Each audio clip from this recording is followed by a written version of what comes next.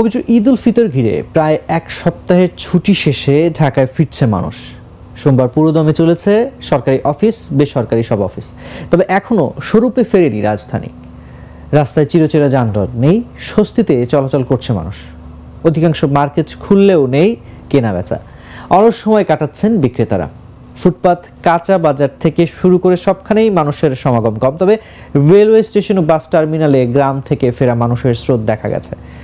পরিবহন শ্রমিকরা জানান, ঢাকার রাস্তা আজও ফাঁকা, তবে যাত্রী ছিল অনেক।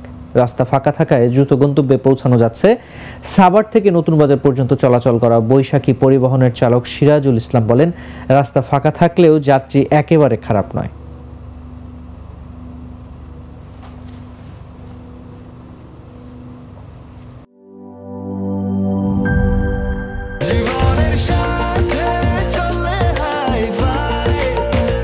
স্বাস্থ্যকর অল টাইম ফ্যামিলি কেক, সব সময় অল টাইম হেলদি লাইফ।